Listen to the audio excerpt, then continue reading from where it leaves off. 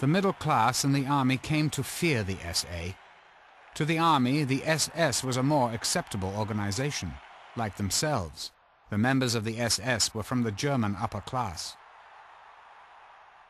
The SS consisted very often of professional people, doctors, solicitors, and so on.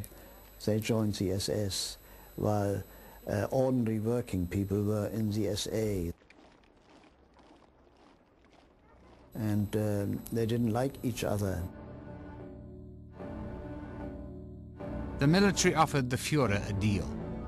Their full support if Hitler would eliminate the SA.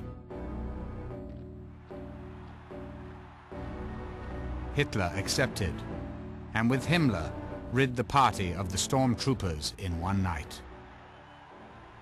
The Night of the Long Knives, that happened on the 30th of June 1934, so I was then just 12 years old.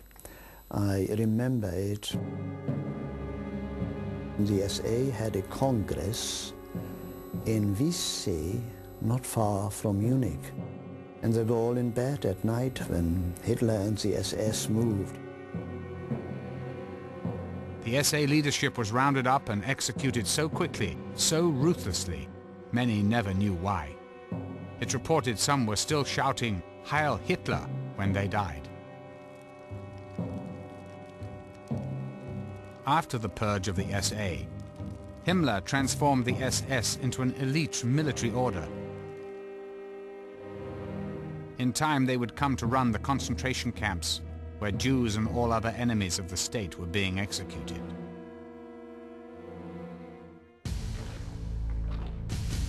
But Himmler's vision of the SS was not yet complete. He planned to turn the SS into Germany's new aristocracy, the new Superman prophesied by Hitler's religion of the blood.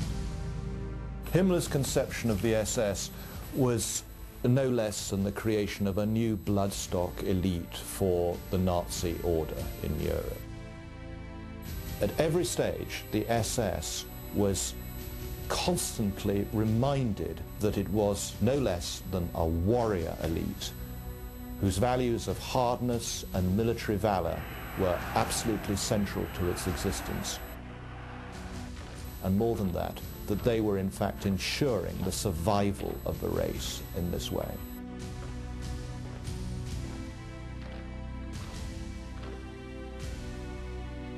Himmler was born a Catholic, but by the time he met Hitler, he was already a confirmed occultist.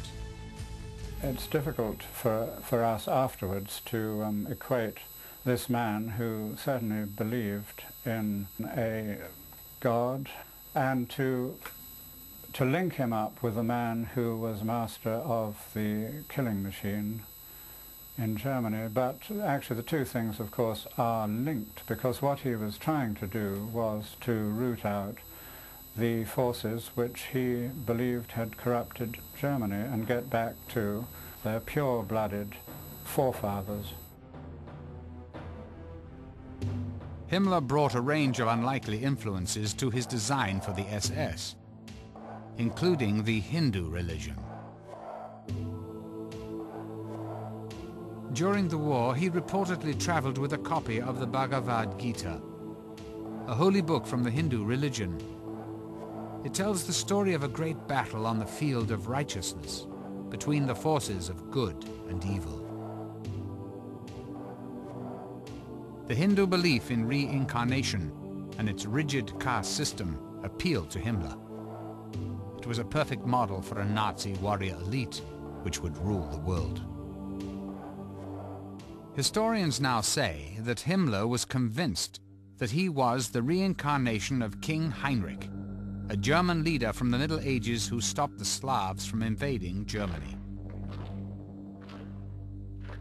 As the Nazis prepared to march on Eastern Europe, Himmler believed he was on the path to realizing his karmic destiny, that his SS had returned to the fatherland to fight a similar holy war.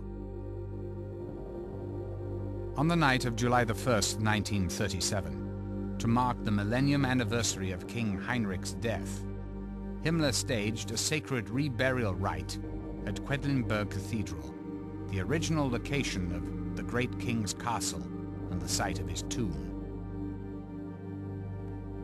Accompanied by solemn music, Himmler and a group of high-ranking SS officers led a torch-bearing procession to the candlelit crypt.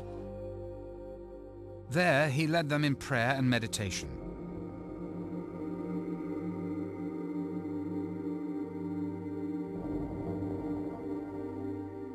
The king's remains were placed in a new grave, and Himmler laid a wreath of oak leaves, a symbol of ancient pagan origin. He eulogized the man he believed he had been in a past life.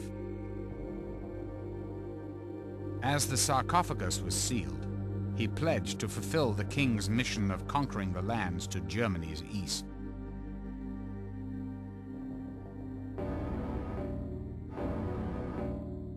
Himmler modeled his SS on the 13th century order of Teutonic Knights, who killed and enslaved the people they conquered.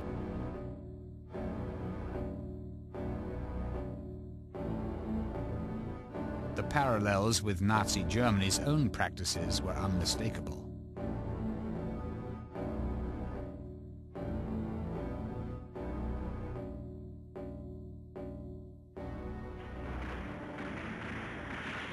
The Reichsführer SS attempted to reinstate the feudal system that the knights had lived by. As new lands were conquered, each SS officer was to take possession of a feudal estate. Local people were either killed or turned into slave labor.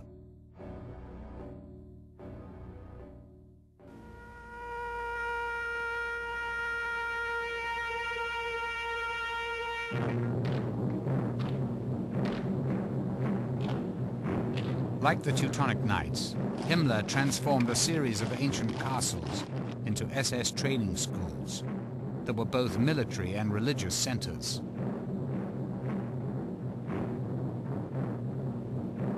Here, recruits were initiated into the ways of so-called warrior priests.